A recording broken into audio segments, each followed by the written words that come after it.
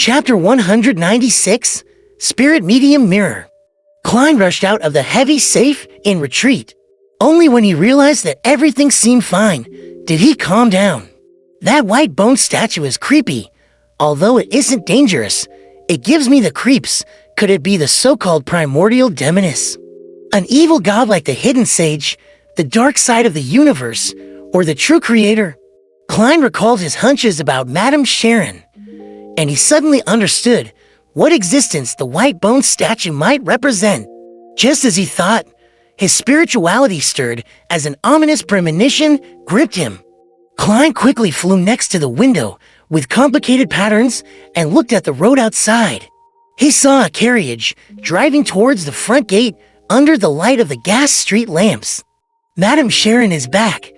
There was a tug at his heartstrings as he finally understood the source of his ominous premonition. Taking into consideration that Secrecy only became a woman after Sequence 8 instigator, Madame Sharon was most likely a Sequence 7. And since Madame Sharon has been active in Tinyan's social circles for many years, she was most likely much stronger than Secrecy. Klein didn't dare to take the risk of relying on his flaring sun charm and Awoke's copper whistle. Instead, he made the wise decision to leave. He had a limited number of charms. Plus, he didn't know when he would be able to get the sealed artifact, Mutated Sun's sacred emblem, out again. Hence, if it wasn't a desperate situation, Klein didn't want to waste his most powerful charms. He would also have the issue of explaining himself if he were to use it. I can't just tell Dunn that a kind expert had happened to pass by and helped me, right? As for why he didn't want to use Awoke's copper whistle, it was because Klein wasn't sure if the messenger that was summoned had the ability to fight. What if it just looked strong, but only knew how to send letters? With what I discovered earlier, it should be sufficient for the Nighthawk squad to take action. Why should I fight against Madame Sharon alone? We can totally gank her, Klein emphasized inwardly and ended his summoning. With a whoosh, he returned to the world above the gray fog. He then quickly wrapped himself in spirituality and stimulated a rapid descent to return to his body in reality. He quickly put out the flame and put away the candle. He removed the wall of spirituality and left Madame Sharon's bedroom.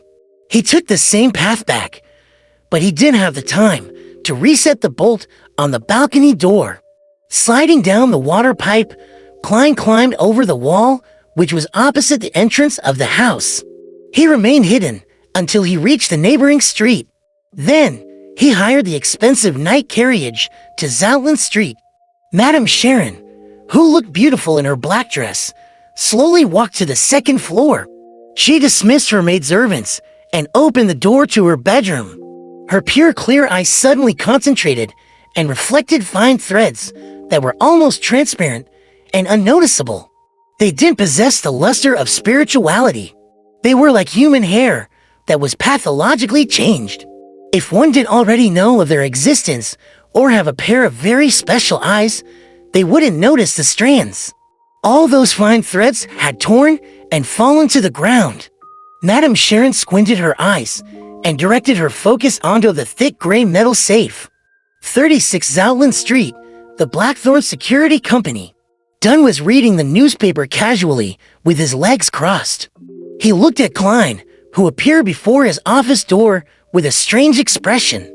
He sighed and said, "Weren't you supposed to slip into Madame Sharon's house to do an initial search? Did you encounter some sort of problem?" Klein nodded seriously and said, "Yes, I suspect that Madame Sharon is a member of the Demonist sect." "A member of the Demonist sect?" Dunn lowered the newspaper and ruminated over the words. He then asked seriously, "What did you discover?" Klein didn't sit down. He leaned his body forward and supported his weight with his hands holding the edge of the work desk. "First, I found a photo. There was a young man in the photo, but he looked very much like Madame Sharon.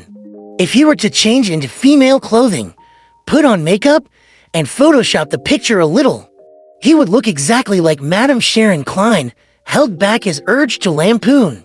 "Similar to Instigator Secrecy, Dun's eyes sparkled as he was enlightened. They had previously predicted that Trissy was most likely a member of the Demonist sect. Yes, Klein nodded with mixed emotions as he continued. I used divination to discover that Madame Sharon has a white bone statue in a hidden compartment in her safe. It's of an extremely beautiful woman, but her hair is very long, to her ankles. Every single strand is as thick as a venomous snake. On the tips, there were eyes. They looked rather creepy. Captain, is that the image of the primordial demoness? As his security clearance was insufficient, the information about the Demonist sect that he could read was very limited. Dunn recalled and nodded with a serious expression and said, that's the image of the primordial demoness. We have to take action immediately and seize control of Madame Sharon. Klein immediately agreed and said, if Madame Sharon is a mid-sequence beyonder from the Demonist sect, I have to assume that she'll be able to tell that someone had sneaked into her bedroom. Then, he suddenly felt puzzled as he blurted, Captain, why do the 7 Orthodox gods only have symbols without any actual image, while the evil gods that I'm currently aware of have anthropomorphic appearances? The true creator and the primordial demoness are examples. Is this one of the differences between Orthodox gods and evil gods? Why would there be such a difference? Klein added inwardly, but he wisely didn't say it out. That's one of the differences between Orthodox gods and evil gods. Dunn gave a reassuring answer. Then, he got up and walked towards the clothes rack. He said, let's not delay any further. I'm worried that Madame Sharon will run away. Then, Dunn paused. Go upstairs to get Kenley. With the 3 of us taking action together, we can apply for one sealed artifact. Madame Sharon is very likely higher than a Sequence 7 Beyonder. Captain, you're so wise, Klein answered without hesitation. All right. Then, he asked curiously, Captain, which sealed artifact are you going to use? Dunn weighed his words before he answered, 30 to 17. As there weren't many sealed artifacts behind Tingen City's Chanis Gate, Klein quickly remembered what Captain wanted to use. Number 0 to 17. Name, Spirit Medium's Mirror. Danger grade, 3. Considerably dangerous. It has to be used carefully. It can only be requested for operations that require 3 or more people. Security classification, official Nighthawk member or above. Sealed method, store in absolute darkness. Description, the back of the mirror is plated in mercury. The front of the mirror has 3 minor cracks. The very first investigator that looked into the mirror saw a sobbing girl with long hair. Then, he discovered the girl climbing out of the mirror. From many experiments with the artifact, the image that's reflected in the mirror is different most of the time. Even if the same person uses it repeatedly, they would encounter different things of varying danger levels. But they would prioritize dealing with the person who looked at the mirror first. The most dangerous situation is to see oneself in the mirror. If no one looks at the mirror, under the prerequisite of there being light, an image would surface automatically every 3 hours. It doesn't possess any living traits. Remark, the mirror originally belonged to a spirit medium and was a very ordinary mirror. Until one day, the spirit medium committed suicide when looking into it. Indeed, that there aren't many sealed artifacts behind Chanis Gate that can be used in a Beyonder battle. 30 to 17 is a good choice. Klein didn't speak further as he immediately ran to the Nighthawk's recreation room to get Sleepless Kenley. That night was Royal's turn to be on duty at Chanis Gate. Leonard was off duty.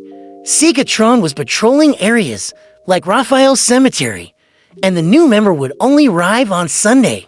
Hence, Dunn could only pick from Fry and Kenley. Taking into consideration that Madame Sharon was from the Demonist sect and had little to do with dead spirits, he had opted for the latter.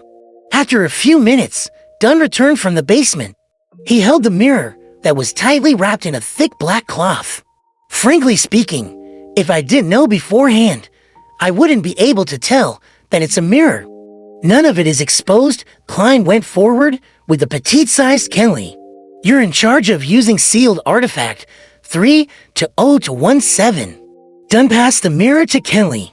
Upon seeing that, Klein suddenly realized that he was a Sequence 8 Beyonder and that he possessed the ability to fight head-on. He couldn't just hide by the side as support. Man, I'm a little nervous. He touched the slumber charms in his pockets and made sure that he was well prepared. The only problem is that, in order to make it easier to climb, I'm not bringing my cane. Asamim, I can borrow Kenley's.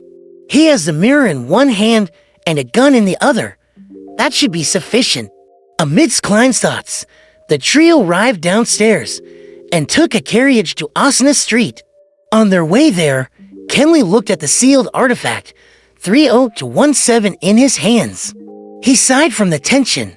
This is the first time I've been involved in such a dangerous operation. Normally, the Nighthawks wouldn't use any sealed artifacts to deal with Beyonder incidents. When they went to Morristown, they had applied for the mutated Sun Sacred Emblem for preventive purposes. Given how far away Morristown was, it would have taken backup some time to arrive if they needed it. This time, they were almost certain that their target was a mid-sequence Beyonder. Don't worry, perhaps Madame Sharon has already fled, Klein replied with a smile. Honestly, he was just as tense as Kenley. Dunn's eyes turned and looked at him helplessly. Let's try not to let Madame Sharon escape. About 20 minutes later, the three Nighthawks arrived at Osna Street. They saw the garden and Madame Sharon's house in the darkness. The house lay in silence as though nothing had happened. Klein took out the pendulum in his left sleeve and made a quick divination. There's danger inside. There's danger inside. After he recited the statement 7 times, he opened his eyes and saw the topaz pendant spinning clockwise. The amplitude and speed were considered medium level. It meant that there was danger in there. Not very high, but it wasn't very low either.